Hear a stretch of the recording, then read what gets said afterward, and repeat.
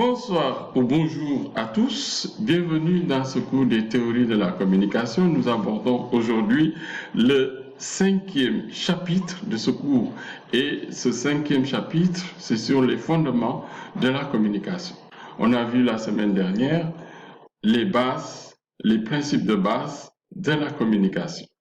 Alors, je vous rappelle que dans le processus de communication pour l'instant, il faut connaître les 5 éléments suivants, qui est l'émetteur, le message, le récepteur, le canal de communication et surtout le feedback. Alors, ce qu'il faut savoir dans tout ce processus-là, l'élément déclencheur, c'est l'émetteur. Alors, qu'est-ce que l'émetteur doit faire? C'est ça qu'on va aborder aujourd'hui au niveau des fondements de la communication. Avant de concevoir son message, l'émetteur doit se poser les 4 bonnes questions suivantes. C'est comme quand on dit en français, avant de parler, il faut remuer sa langue 7 fois. Ici, dans le domaine de la communication, on doit se poser les 4 bonnes questions suivantes. La première, c'est à qui s'adresse-t-il? C'est-à-dire à qui s'adresse l'émetteur.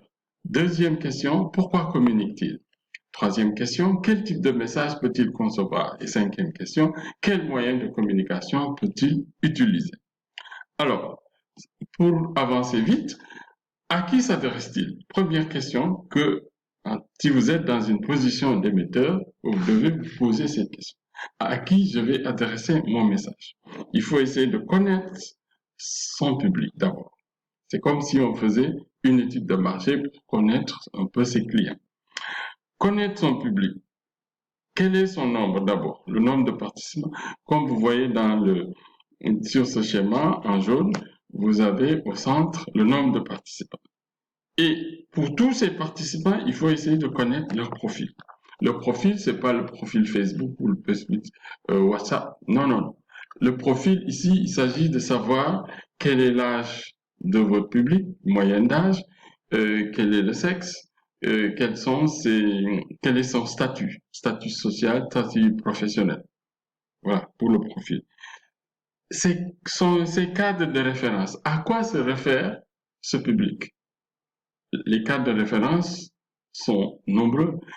On peut parler de la religion, de la culture, il y a plein de choses, des coutumes auxquelles les gens se réfèrent, la perception. Troisième niveau, qui est très important à savoir, c'est le niveau de connaissance. Ce que votre public sait du sujet ou des sujets que vous allez aborder. Niveau de connaissance ou le niveau d'instruction. Voilà. Si vous avez en face de vous des gens qui ne sont pas alphabétisés, c'est très important de savoir quel type de langage vous allez utiliser. Quels sont ces freins pour vous écouter ou ne pas vous écouter? Qu'est-ce qui peut les freiner à vous écouter? Quelles sont ces motivations? Est-ce qu'ils sont très prêts à pouvoir vous écouter ou bien recevoir votre message? Quel est leur niveau de responsabilité? C'est très important de savoir quel est le niveau de responsabilité de son public. Parce que si vous vous adressez, par exemple, à des députés qui sont censés, que vous voulez convaincre de changer de comportement ou de pouvoir voter une loi, il faut être capable de savoir qu'ils ont ce niveau de responsabilité pour pouvoir voter cette loi. Deuxième question, pourquoi communique-t-il? C'est-à-dire, vous êtes émetteur, il faut que vous sachiez pourquoi vous communiquez. Quel est votre but? Qu'est-ce qui vous anime à pouvoir communiquer? Est-ce que le but c'est d'informer? Est-ce que le but c'est d'expliquer? Est-ce que le but c'est de sensibiliser? Est-ce que le but c'est de faire adhérer ou d'entraîner à l'action? Est-ce que aussi le but c'est de faire adhérer ou de vendre? Ça c'est très important de savoir pourquoi on communique. Si je prends le cas du commercial ou de la publicité, le but de la publicité c'est de vendre. Un commercial qui débarque chez vous, son but c'est de vous vendre son produit. Vous prenez un avocat, son but c'est de convaincre le juge que son client est innocent. Vous prenez un politicien, son but c'est de vous convaincre de voter pour lui ou d'adhérer à son parti. Troisième question, quel type de message peut-il concevoir? Je reste toujours au niveau de l'émetteur. Le type de message que l'émetteur peut concevoir, on l'a schématisé ici par les types d'exposés. Alors, on en a choisi 6, mais pouvait se limiter à 4 ou 5. Alors, les types d'exposés auxquels vous êtes confrontés depuis le début, que vous êtes à l'école, c'est les exposés descriptifs, les exposés explicatifs, les exposés argumentatifs, les exposés analytiques, les exposés narratifs et les exposés incitatifs. On va y revenir.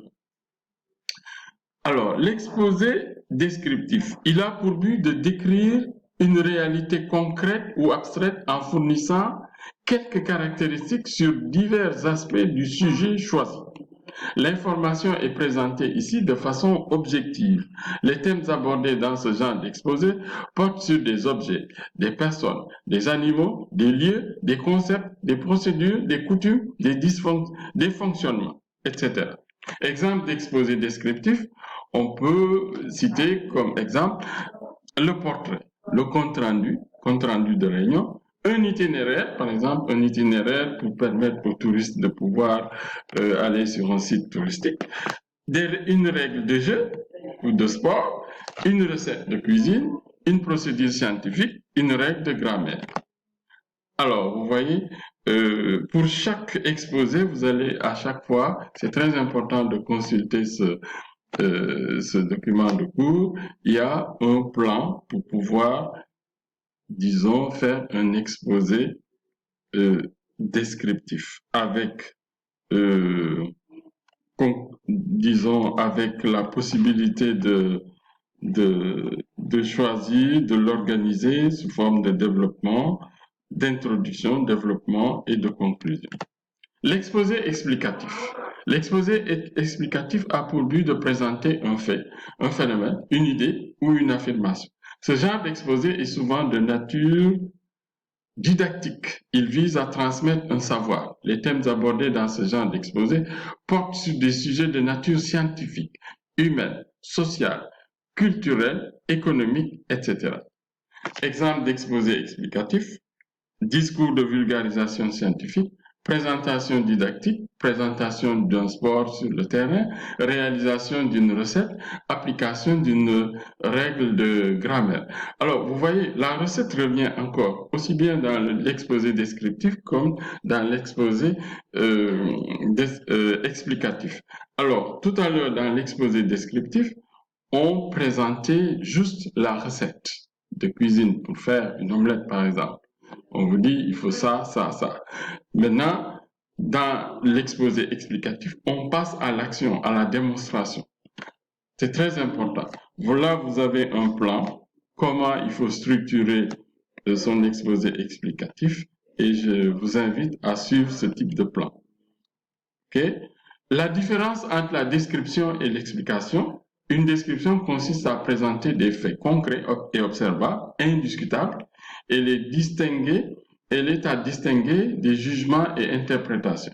Une explication vise à développer, à éclaircir et à démontrer quelque chose. On peut décrire une personne ou une chose, alors qu'on peut expliquer une chose, mais on ne peut pas expliquer une personne. On aborde l'exposé analytique. L'exposé analytique a pour but d'analyser les différents aspects ou perspectives d'un phénomène ou d'une situation, souvent de nature problématique. Pour chaque aspect, il faut préciser le plus d'éléments possibles, à savoir qui, quoi, où, quand, comment, pourquoi. Les thèmes abordés dans ce genre d'exposé portent sur des sujets d'actualité politique, sociale, culturelle, économique, religieuse, sportive, scientifique, etc. Alors, vous voyez ici aussi, il y a un plan, un type de plan qu'il faut adopter pour pouvoir, disons, faire ce type d'exposé analytique.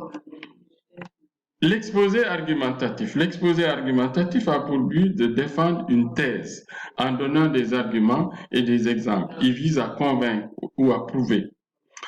On appuie son analyse en fournissant divers arguments, des faits, des dates, des statistiques, des résultats d'enquête, des références, des témoignages d'experts, des avis de spécialistes, des énoncés généraux reconnus par la majorité. Les thèses abordées dans ce genre d'exposé portent sur des sujets d'actualité politique, sociale, culturelle, économique, religieuse, sportive ou scientifique. Exemple de type d'exposé argumentatif, quand je peux dire pour ou contre les violences faites aux femmes. Je peux défendre la thèse pour ou bien je peux défendre la thèse contre.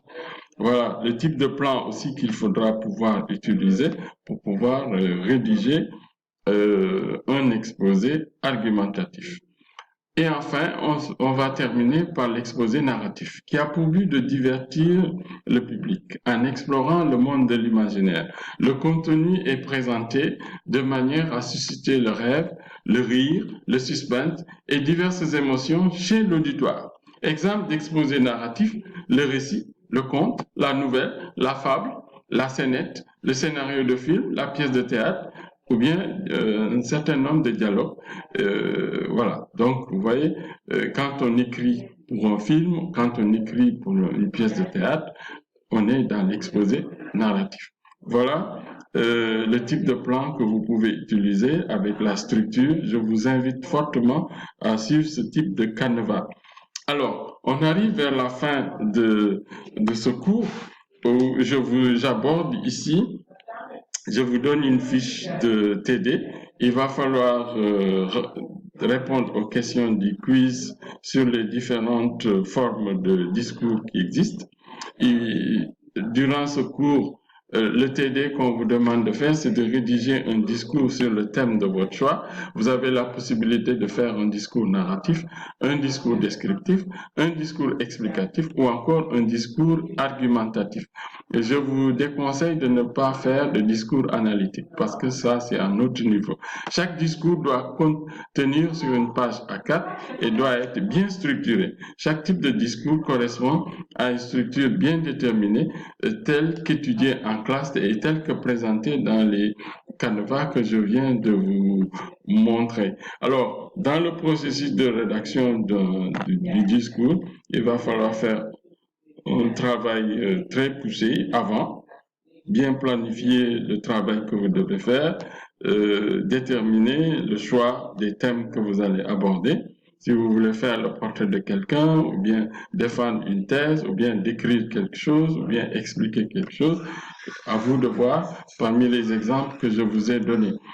Hein? Et c'est très important de pouvoir arriver à ce stade de pouvoir, si vous avez compris en tant qu'émetteur, vous qui concevez votre message, de savoir pourquoi vous concevez ce message, à qui vous l'adressez, et voilà, et de faire ce travail. Je vous rappelle que ce TD est un TD individuel. Il va falloir travailler individuellement autour de ces exposés que vous devez rendre dans 10 jours. Voilà pour ce que j'avais à vous dire.